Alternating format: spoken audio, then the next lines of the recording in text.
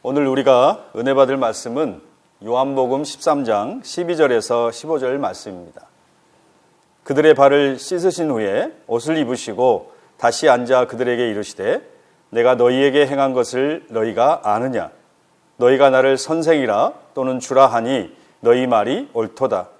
내가 그러하다. 내가 주와 또는 선생이 되어 너희 발을 씻었으니 너희도 서로 발을 씻어주는 것이 옳으니라. 내가 너희에게 행한 것 같이 너희도 행하게 하려 하여 본을 보였노라. 오늘 본 받고 또 본이 되는 생활이란 제목으로 말씀을 증거할 때에 큰 은혜의 시간 되시기를 주의 이름으로 간절히 축복합니다. 여러분, 신앙생활이라고 하는 것은 한마디로 본 받고 본이 되는 생활이다라고 말할 수 있습니다. 먼저 신앙생활은 예수님을 본받는 것입니다. 사도 바울은 로마서 8장 29절에서 이렇게 말씀하셨습니다. 하나님이 미리 아신 자들을 또한 그 아들의 형상을 본받게 하기 위하여 미리 정하셨으니 이는 그로 많은 형제 중에서 맏아들이 되게 하려 하심이니라. 하나님께서 우리를 부르시고 또 구원하시고 선택한 이유가 무엇인가? 그 목적이 무엇이냐? 그 아들의 형상을 본받게 하기 위해서라고 말씀하고 있어요. 이 형상이라고 하는 말은 에이콘이라고 하는 말인데 겉모양을 포함해서 그 사람의 심성, 덕성, 인격 등을 포함하는 말입니다. 그리고 본받는다고 하는 말은 심모르포스라고 하는 말인데요. 그 사람과 똑같아지는 모양을 의미하고 있습니다. 그러니까 아들의 형상을 본받기 위하여라고 하는 말은 예수 그리스도와 똑같아지도록 하기 위하여라는 말로 바꿀 수가 있는 것이죠. 겉모습이 똑같아지는 것이 아니라 예수님의 마음, 예수님의 성품, 예수님의 인격과 똑같아지도록 하시기 위해서 예수님께서 오늘 우리를 부르시고 또 선택하시고 구원하신 줄로 믿습니다. 그러므로 우리는 날마다 예수님을 본받아야 돼요. 예수님의 말씀, 예수님의 가르침, 또 예수님의 사역, 예수님의 삶의 모든 것을 본받는 삶을 사는 것, 이것이 바로 신앙 생활입니다. 또한 우리는 다른 사람에게 본이 되는 삶을 살아야 합니다. 그러니까 예수님의 본받는 것은 또 다른 사람에게 본이 되기 위해서 예수님을 본받는 거예요. 그러니까 신앙생활은 본받고 본이 되는 것입니다. 오늘 본문은 여러분이 잘 아시는 대로 예수님께서 제자들의 발을 씻기시는 그런 사건입니다. 그러니까 예수님께서 제자들의 발을 씻기시는 이 사건을 통해서 우리에게 진정한 본을 보여주고 계십니다. 이 예수님의 제자들의 발을 씻기는 사건을 통해서 우리가 예수님을 통해서 본받아야 될 것이 과연 무엇이겠습니까? 첫째는 사랑의 본을 받아야 됩니다. 오늘 1절 말씀을 같이 읽도록 하겠습니다. 유월절 전에 예수께서 자기가 세상을 떠나 아버지께로 돌아가실 때가 이른 줄 아시고 세상에 있는 자기 사람들을 사랑하시되 끝까지 사랑하시니라. 여기에서 우리는 두 가지 단어를 좀 주목할 필요가 있어요. 하나는 아시고란 말이고 또 하나는 끝까지라고 하는 말이에요. 아시고 그리고 끝까지. 이것이 바로 예수님의 사랑을 우리에게 보여주는 그 단어입니다. 예수님께서는 제자들을 사랑하셨어요. 그런데 끝까지 사랑하셨다고 얘기하고 있습니다. 그러니까 시간적으로도 끝까지고 내용적으로, 분량적으로 혹은 모든 면에서 완전하고 온전한 사랑을 하신 거예요. 이 끝까지라고 하는 사랑을 요한복음의 다른 곳에서는 이처럼이란 말로 표현하고 있습니다. 하나님이 세상을 이처럼 사랑하사 독생자를 주셨으니 요한복음 3장 16절에 우리에게 말씀하고 있지 않습니까? 이 이처럼의 사랑, 이게 끝까지 사랑이에요. 십자가의 사랑입니다. 십자가 지기까지 사랑하시는 거예요. 인간의 모든 그런 한계를 초월한 그런 사랑, 하나님만이 하실 수 있는 그런 사랑, 4차원적인 그 사랑을 우리에게 말씀하고 있습니다. 예수님은 그 사랑으로 끝까지 제자들을 사랑하시고 우리를 사랑하신 거예요. 지금 예수님은 십자가를 눈앞에 두고 있는 상황입니다. 죽음이 있습니다. 고난이 있어요. 어떻게 보면은 제자들을 걱정하고 챙겨주고 또 염려하고 보살필 만한 어떤 그런 마음의 여유가 없는 상태라고 볼 수 있습니다. 그럼에도 불구하고 예수님은 그 모든 것을 뒤로하고 제자들을 사랑하셨습니다. 끝까지 사랑하셨습니다. 순환도, 고난도, 죽음도, 십자가도 다 뒤로 하고 끝까지 그렇게 주님은 제자들을 사랑하시고 또 염려하셨습니다.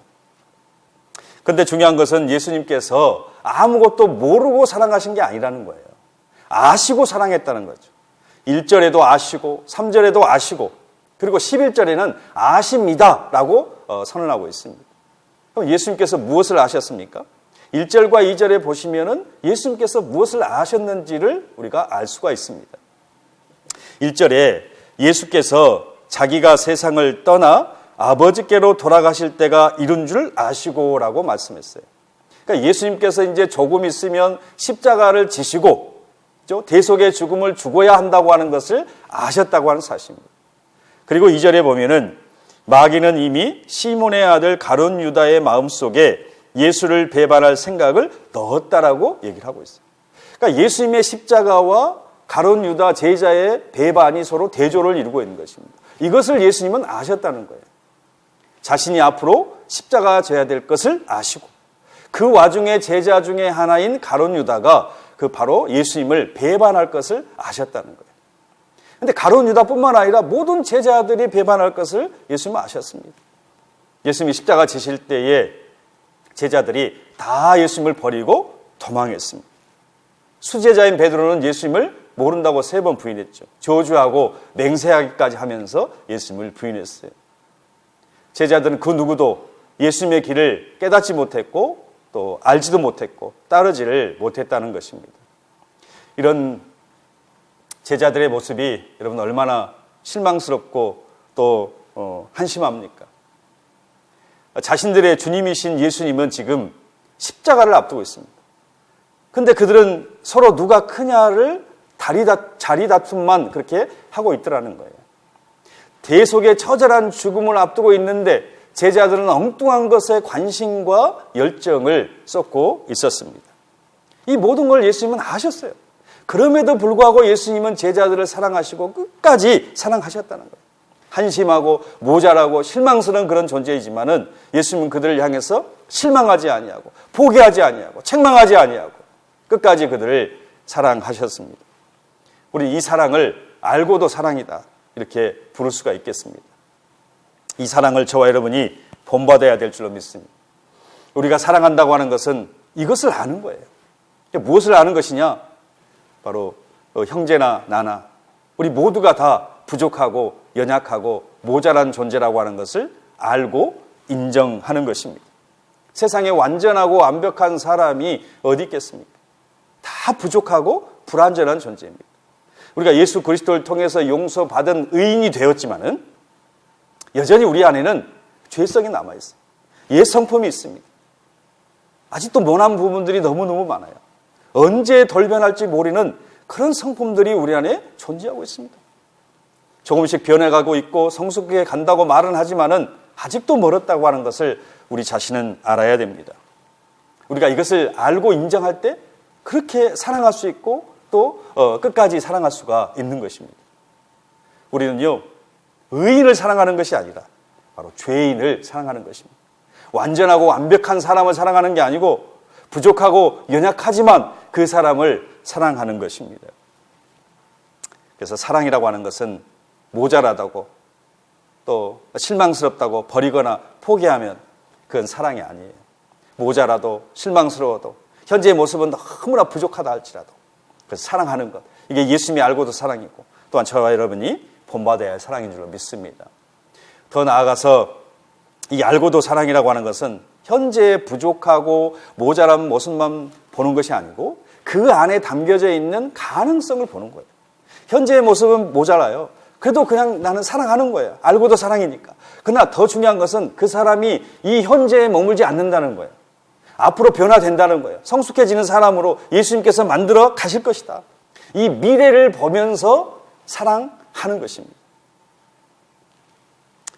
제자들은 부족하고 모자란 사람들이었습니다.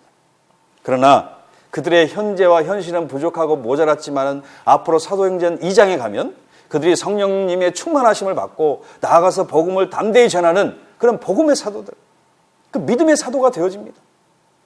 시련과 역경이 오고 핍박이 오고 고난이 왔지만은 절대로 흔들리지 않는 그런 그 믿음의 사도가 되어서 교회를 세우고 하나님 나라를 이 땅에 증거하는 그 놀라운 역사를 이루신 것을 우리가 볼 수가 있어요. 우리가 이것을 알아야 돼요. 지금 현재의 모습만 보는 게 아니고 그 사람 속에 있는 변화될 가능성, 앞으로 위대한 그 믿음의 사람이 되어질 것을 우리가 기대하면서 그 사람을 사랑하는 것입니다. 유대인의 이야기 중에 랍비의 선물이라고 하는 그런 이야기가 있습니다. 진리를 찾기 위해서 모인 젊은이들이 수도원을 시작했어요. 거기에서 말씀 훈련, 기도, 묵상, 그리고 영성을 개발하면서 믿음의 공동체를 만들어가기 시작을 했습니다. 그러다 보니까 점점 많은 이제 사람들이 모이게 되었어요. 근데 시간이 이제 몇 년이 지나면서 그들 안에 있는 약점들이 드러납니다. 거친 부분들, 모난 부분들이 드러나면서 의견 다툼이 생기고 갈등이 생기고 서로에게 막 상처를 주기 시작합니다. 그러면서 교회가, 그 공동체가 깨어지게 되었습니다. 많은 사람들이 다 떠나갔습니다. 이제 5명의 청년들만 남게 되었습니다. 마지막에 남은 5명은 어떻게 하면 우리 공동체를 다시 회복할 수 있을까? 왜 공동체가 깨질 수밖에 없었는가? 고민하기 시작했어요. 그리고 위대한 랍비를 찾아가서 조언을 구하기로 했습니다. 그 이야기를 다 들은 이 랍비는 이렇게 청년들에게 조언했습니다. 당신들 중에 한 사람이 바로 메시아입니다. 당신들 중에 한 사람이 메시아입니다. 이 말은 그 청년들에게 놀라운 선물이 되었어요. 그때부터 그들은 시각이 달라지기 시작했습니다. 얼마 전까지만 해도 약점을 보고 부족함을 보고 또 모자란 부분들을 봤습니다. 그러나 이제는 그들 속에 있는 메시아라고 하는 가능성을 보기 시작한 거예요. 새로운 가능성을 그들이 보기 시작한 것입니다. 그래서 이 사람이 과연 메시아일까? 저 사람이 과연 메시아일까? 그걸 보면서 그 새로운 변화될 가능성을 보기 시작하니까 놀라운 변화가 일어나더라는 거예요.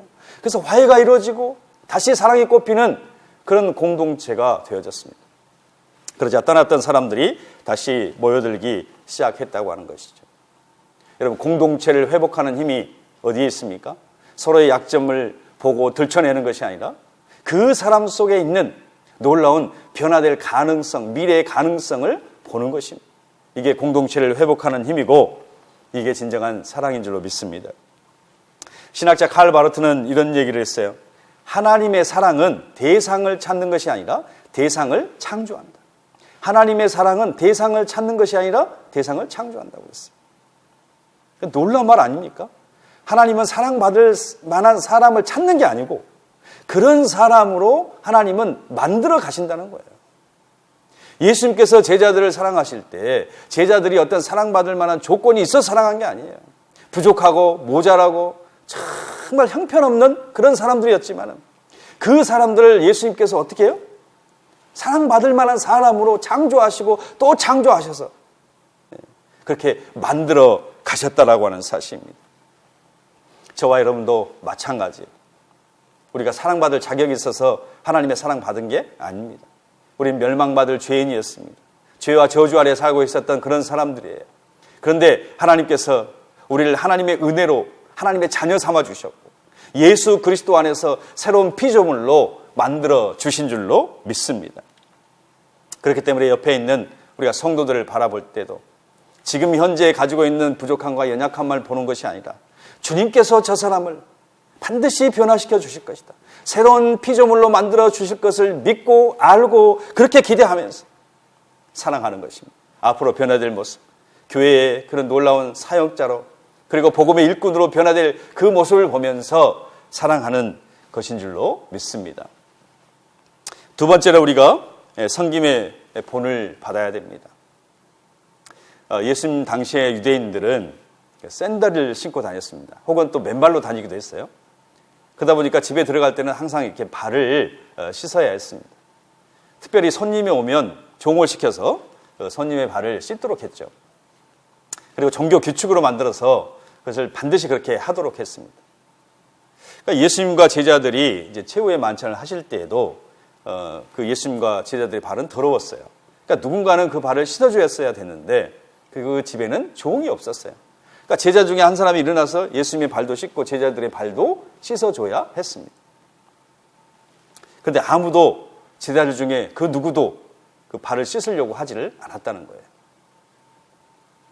거예요. 당시 사람들의 발을 씻어주는 것은 그 종 중에서도 가장 낮은 종이 했습니다. 그러니까 제자 중에 한 사람이 일어나서 다른 제자들의 발을 씻어준다고 하는 것은 자기가 제자 중에서 제일 꼴찌라고 하는 것을 인정하는 그런 꼴이 되기 때문에 어느 누구도 일어나서 제자들의 발을 씻으려고 하지를 않았다는 거예요. 성경에 보면 오히려 그들은 그 자리에 앉아서 누가 더 크냐, 누가 진짜 발을 씻어줘야 되느냐라고 하는 서열을 정하는 일에 다투고 있었습니다. 바로 이런 상황에서 예수님께서 일어나신 거예요. 겉옷을 벗으시고 허리에 수건을 두르시고 제자들의 발을 대야에 물을 담아서 하나하나 씻어 주셨습니다. 가장 낮은 자리, 종의 자리까지 주님께서 내려가신 것입니다. 본문을 보면은 예수님께서 제자들의 발을 씻기려고 하자 베드로가 안 된다고 만류하는 장면을 나옵니다. 그러면서 예수님과 베드로가 대화를 하는 장면이 나와요. 베드로가 이렇게 얘기합니다. 주님께서 제 발을 씻기십니까? 절대로 제 발을 씻길 수 없습니다. 예수님께서 말씀하시기를 내가 너를 씻지 않으면 너와 나는 상관이 없다. 그럼 주님 제 발뿐만 아니라 손과 머리도 씻어주십시오. 이미 모욕한 자는 온몸이 깨끗하니 발밖에 더 씻을 필요가 없다. 여러분, 이 예수님과 베드로의 제자의 그 대화를 통해서 우리가 무엇을 깨닫게 됩니까? 단순히 제자의 발을 씻느냐 마느냐의 그런 차원이 아니라고 하는 거예요. 내가 네 발을 씻어주지 않으면 너와 나는 상관이 없다. 이미 모욕한 사람은 온몸이 깨끗하니까 더 이상 씻을 게 없다. 발만 씻으면 된다라고 주님께서 말씀하잖아요. 그러니까 이 씻음이라고 하는 것은 단순히 발을 씻느냐 모욕을 시켜주느냐 이런 차원이 아니라는 거예요. 예수님의 대속의 사역, 그 구속의 사역을 우리에게 상징적으로 보여주고 있습니다. 변증학자였던 클라스 스킬드라고 하는 사람이 있어요. 이 사람이 제자들의 발을 씻기는 사건에 대해서 이렇게 해석을 했습니다. 제자들의 발을 씻기기 위하여 물을 휘저으신 주님의 손은 죄에 속한 자에게 이해될 수 없다.